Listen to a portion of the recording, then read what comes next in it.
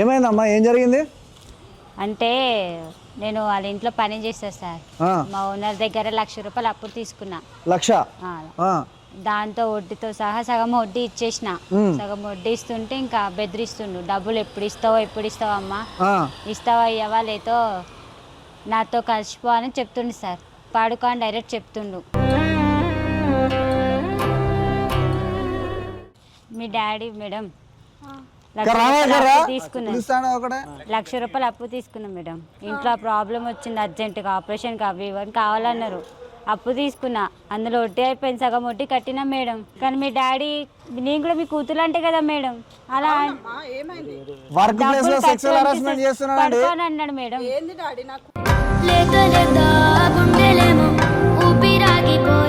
అంటే నువ్వు డబ్బులు ఇచ్చిన పాప నీ దగ్గర పడుకోవాలా?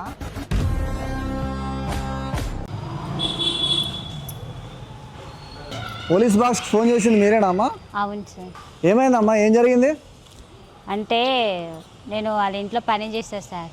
మా ఓనర్ దగ్గర 1,00,000 రూపాయలు అప్పు తీసుకున్నా. 1,00,000? దాంతో వడ్డీతో సహా సగం వడ్డీ ఇచ్చేసిన. సగం వడ్డీ ఇస్తుంటే ఇంకా బెదిరిస్తుండు, డబ్బులు ఎప్పుడు ఇస్తావో అమ్మా, ఇస్తావా ఇవ్వవా లేదో నాతో కలిసిపో అని చెప్తుండు సార్. పాడుకో అని డైరెక్ట్ చెప్తుండు. అయ్యో, నాకు ఇంట్లో అర్జెంట్ ఉండే సార్. వాడి పేరేం పేరమ్మా? ఆదిత్య సార్. ఆదిత్య రాయండి. మీరు ఎంతకాలంగా పనిచేస్తున్నారు ఇక్కడ? 2 సంవత్సరాల నుంచి చేస్తున్నారు. ఎంత వస్తుంది మీ జీతం? వస్తాయి సార్, ఒక 5-4 వేలు వస్తాయి సార్. మరి నువ్వు ఎందుకు అప్పు తీసుకున్నావు అట్లాంటి నీచుడి దగ్గర? ఫాదర్ కదా సార్, అంటే డాడీ లెక్క చూసుకునే కదా సార్, ఎప్పుడంటే అప్పుడు ఇస్తాడు. ఆయన దగ్గర పని చేస్తాం కదా సార్. నమ్మకమైన మనిషి అని మీరు తీసుకున్నారు, కానీ నమ్మక ద్రోహం చేస్తున్నారు. పిలిపియండి అమ్మ, ఒకసారి తను పిలిపియండి. నా ముందు ఒకసారి తీసుకురండి. ఏం చేద్దాం రాజు? ఏం చేసింది సార్, ఇద్దరు పిలిపించి మాట్లాడితే విషయం తెలుస్తుంది కదా సార్. ప్రతి ఓడి ఇట్లా ఛాయిస్ తీసుకుంటే ఎలా రాజు? సమాజం సార్. వస్తున్నాడా? వస్తుంది సార్. మీ ఓనర్ మీరు అదిగోండి సార్. వస్తేనేనా? నేనే సార్. ఏం పేరా? ఆదిత్య సార్. ఏం చేస్తావు? నేను బిల్డింగ్లో అదే రెంట్ ఉంటుంది సార్. ఇక్కడ బిల్డింగ్లో అపార్ట్మెంట్లో నాకు ఇల్లు ఉంది. ఆహా, ఓనర్ కమ్ రెంటెడా? కరెక్టే చెప్పు. లేదు సార్, ఒకటి రెంట్ ఇచ్చిన, నేను ఉంటాను సార్. ఈడేమి తెలుసా నీకు? మా ఇంట్లో పని చేస్తా సార్. మరి ఆవిడ ఏం చేస్తుంది? పని చేస్తుంది సార్. మరి అరేంజ్మెంట్ చేసినావట? అరేంజ్మెంట్ కాదు సార్, అదే అమౌంట్ ఏం చెప్పినాను. 1,00,000 రూపాయలు అడిగినావు అన్న. అవును, ఇచ్చాను కదా. 1,00,000 రూపాయలు అడిగేసరికి మీకు వడ్డీ కట్టినా కదా సగము. ఎన్ని కట్టినావు? వడ్డీ ఎన్ని కట్టినా సగం వడ్డీ కట్టినా కదా. నేను చెప్తా విను. 1,00,000కి 1,10,000 కట్టిందంటగా. ఎవరు చెప్పినావు నువ్వు? చెప్పింది. ఎన్ని ఇచ్చినావు తెలుసా నీకు? మాట్లాడవా? 1,00,000కు 1,10,000 కట్టిందంట. ఎన్ని కట్టినావమ్మా? నీకు జీతం ఎంత, నువ్వు ఎంత కట్టింది ఎంత, ఏంది చెప్తా. విషయాలు పోలీసులు పిలుస్తావా? హలో హలో హలో, ఇక్కడ ఉన్నాం కదా, ఆమెను బెదిరిస్తున్నాయి, అమ్మా చేస్తున్నా. చెప్పండి సార్, ఏం చెప్పిందా? మాట్లాడు, ఇక్కడ మాతో మాట్లాడా. ఆడపిల్లతో ఏమి దబాయింపు? నువ్వు చేస్తుంది సార్ ఆమె. అంటే నువ్వు డబ్బులు ఇచ్చిన పాప నీ దగ్గర పడుకోవాలనా? ఆ విషయం అన్నా నీకు? చూడు, హలో హలో, నువ్వు రాజు రాజు లాఠీ ఎప్పటికీ దగ్గర పెట్టుకో.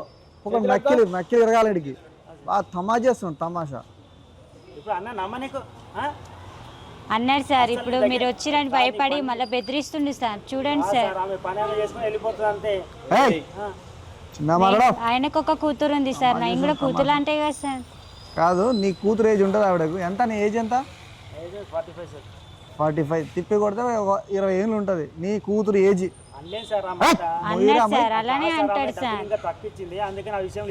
డబ్బుల విషయం ఉంటే పిఎస్కి వచ్చి కంప్లైంట్ చేయి, లేదంటే కోర్టుకు పో.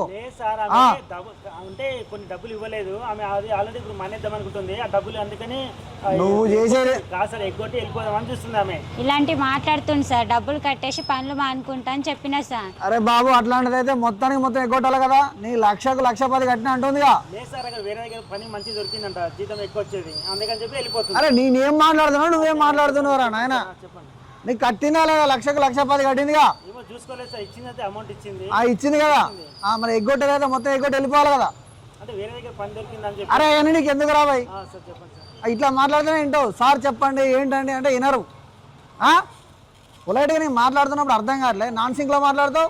అది ఏం చెప్పిందో తెలియదు కదా సార్ నాకు. అదే చెప్తున్నా కదా నేను క్లియర్గా. నువ్వు 1,00,000 ఇచ్చినావా, 1,10,000 కట్టింది.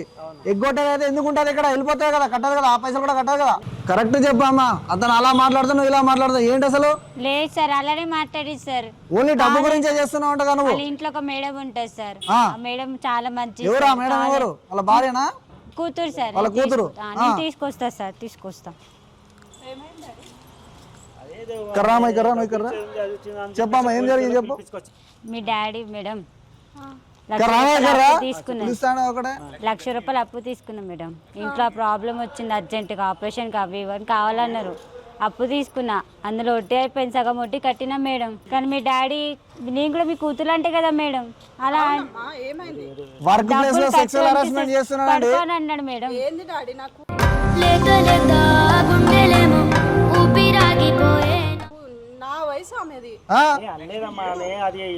అలానే అన్నాడు మేడం, అలానే అన్నాడు మేడం, అట్లనే చెప్పిండు మేడం. డబ్బులు అంటే మీరు లేదు మీరు మా టైంకి, మీ డాడీ ఉన్నాడు కదా అని అడిగినా మేడం. కూతురు అంటే కదా మేడం, నన్ను కూడా అలా అని అనొచ్చా, కూతురు అని అనుకోవచ్చు కదా మేడం. ఇన్ని రోజుల నుంచి నమ్మకంతో పనిచేస్తా మేడం, 2 సంవత్సరాలు.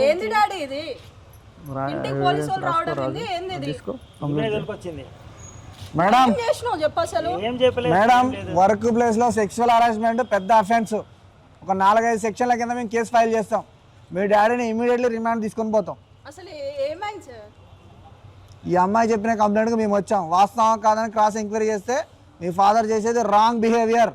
మా దగ్గర సీసీ ఫుటేజ్ ఉంది, పూర్తి ఎవిడెన్స్తో వచ్చాం మేము. సీసీ ఫుటేజ్ ఎంక్వైరీలో చూసుకునే వచ్చా. అమ్మా చేస్తున్నావు రాజు గారు, చేసేయండి, 4 సెక్షన్లు రాయండి, ఎఫ్ఐఆర్ ఫైల్ చేద్దాం, లోపడేస్తే అయిపోతుంది. ఏమా నువ్వు వచ్చి ఎవిడెన్స్ ఇచ్చినావు కదా. వద్దు సార్, ఏమైందమ్మా? ఆపదలో ఉన్నప్పుడు డబ్బులు ఇచ్చింది సార్, వద్దు సార్ అలాంటి మంచి మనిషిని వద్దు. అరే నువ్వేందమ్మా, నిన్ను సెక్షువల్ హరాస్మెంట్ చేస్తుంటే వద్దు సార్ అంటావు. వదిలేండి సార్, ఇప్పటికే ఇట్లాంటి వాళ్ళు వదిలిపెట్టద్దమ్మా, వదిలిపెట్టదు. ఇట్లాంటి వాళ్ళు వదిలిపెట్టే సమస్య లేదు, వెంటనే కేసు పెట్టాలా. వాళ్ళ కూతురే కేసు పెట్టమంటుంది, నువ్వేంటమ్మా? ఆపదలో ఉన్నప్పుడు డబ్బులు ఇచ్చింది కదా సార్, వద్దు సార్.